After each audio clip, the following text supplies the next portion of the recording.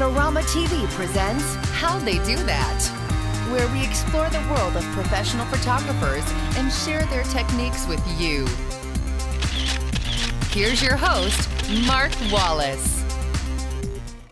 Hi everybody, I'm Mark Wallace. Welcome to another episode of How'd They Do That? Well, today on the show we have Planet Mitch, and Planet Mitch is the guy who started Planet5D.com. So welcome to the show, Mitch. Thank you very much, Mark. It's a pleasure to be on Adorama TV.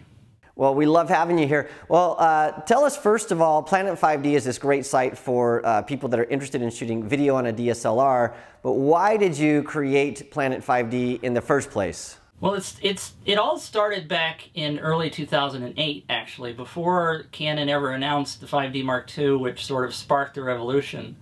I was working a day job, and I read an article by Arnold Kim, who runs MacRumors.com, who said he had quit his day job to run Planet5D, to run MacRumors.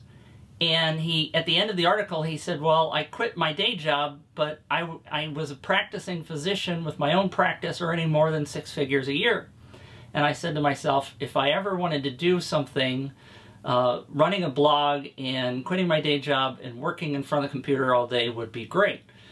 And so when the 5D Mark II was announced, the idea came into my head that, you know, if ever I was going to find something that I really enjoyed, that I had a passion about, which is photography, because I was doing photography since I was in high school, I thought this would be it. So the 5D Mark II was phenomenally successful, and so I started Planet5D about a month after the 5D Mark II was announced, and it's just grown like wildfire ever since. Yeah, so tell us a little bit more about Planet5D, some of the different things it has. I know it has a blog, it's got some forums, and it has a wiki. What's going on in those areas on the blog and on the site? Well, it started out purely as a wiki, and I started it as a wiki because I thought, you know, there were going to be people who were going to ask the same question over and over and over. And so I thought people would love to have a wiki with all of the answers in one spot. And as news was rolling out about the 5D, I started adding a news section. And eventually what sort of happened is things rotated in that the blog has become the normal piece of information where we post news about new products, other things that people are doing with the cameras, you know, the TV shows working with it, etc., etc. So the main thing that we're trying to do with Planet5D at this point is to make it a community where people who are learning about DSLRs, people who want to meet other people, everybody can come to this one community and find everything they need to know. Well, it seems like you've done a really good job with building community on the site. I was poking around on the site over the past week or so, and I see that there's just a lot of participation, and so I really commend you for that. Well, let's talk about some of the things that people are trying to deal with when they first start shooting video with a DSLR. We're talking about things like lighting and audio and image stabilization, things like that. Let's start with audio. A lot of people have a difficult time getting just clean audio on their camera. So can you talk to us a little bit about some of the principles or strategies that people can use to get great audio? Audio, as most people know, is about 50 to 75% of the end result of the movie. If you've got bad audio, people aren't going to watch your movie. So you've got to focus in on the audio. And there are several different options that are available to do external recording. Right now I happen to be using an external microphone that is actually plugged into the 5D Mark II, which gives very good audio recording, especially for situations like a live interview. But if you're going to do a full-length movie or a short, then you'll want to get something like a Zoom or an external microphone where you can record the audio. You want to use the internal mic on the camera as well so that you can then sync the sound together in post-production.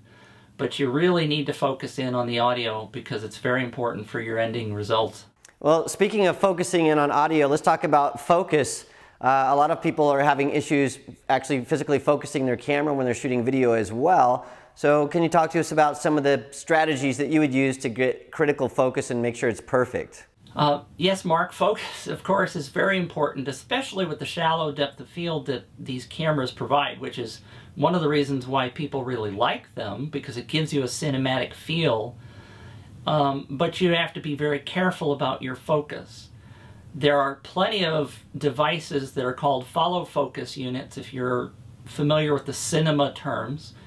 Follow focus units attach to the lens to help you adjust the focus as opposed to trying to do it with your hand. You can use a spin dial, and you can even preset certain focus stops and then use your markers to go to those. So focus is very important. You don't necessarily have to, when you're first starting out, buy a follow focus unit, but last night I was talking to Shane Hurlbut, who's the director of photography, and he's very adamant that the most important person on his team is the follow focus, the focus puller, and so make sure you've got critical focus when you're using these HDSLRs. Well, let's talk about some of the things that are coming up in the future. You're in this position where you're seeing all types of videos, you see all kinds of cameras on your website. What are some of the things that you're seeing in the future that make you a little bit excited to be involved in a HDSLR community? It's very interesting because the whole thing is evolving. As you probably are aware, when they added video to the DSLRs like the 5D Mark II, it was primarily aimed at being able to use the camera as a stills camera and as a video camera out in the field for news reporters, so that they would be able to not have two people go out in the field. They could just use one person and do both functions. And most of the manufacturers have just been really surprised by the reaction of people taking these cameras into making real movies with them.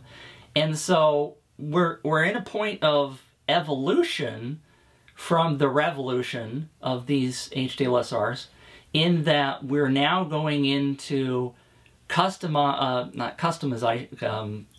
improving the cameras for actually doing video. And we also are moving into different kinds of sensors.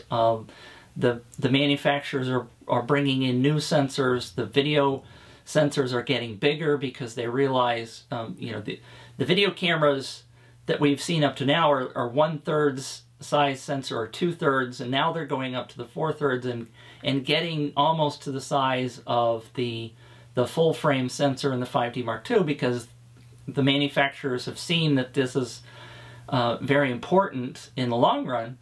And then you've got the whole world of accessories. We've got monitors coming along, we've got new follow focus units, we've got new Steadicam units that are coming out. And so there's a whole arena evolving around these cameras that's just going to go through the roof in the next couple of years. Well, that's a lot of interesting stuff, and I need to point out that on Planet 5D that there are a lot of cameras that are represented there, not just the Canon 5D. There's all different brands and types, so that's pretty exciting. Well, unfortunately, we are out of time, Mitch, but thank you very much for joining us on the show today. Hey, Mark, it's been my pleasure. Thanks for having me. Absolutely. And if you'd like to see more of Mitch's work, you can always go to planet5d.com or just visit the Adorama Learning Center, because we posted some of the links to the information we've been talking about on today's show. Well, thanks for joining me. Remember, if you'd like to see somebody on how they do that, you can send their suggestions to AskMark@Adorama.com. Thanks for joining me. I'll see you again next week. This episode is brought to you by Adorama TV. Visit the Adorama Learning Center, where you'll find photography tips and techniques, links to the gear used in this episode, and related videos. For all the latest photography, video, and computer gear, visit Adorama.com. And the next time you're in New York City, visit our store, located on 18th Street between 5th and 6th Avenue.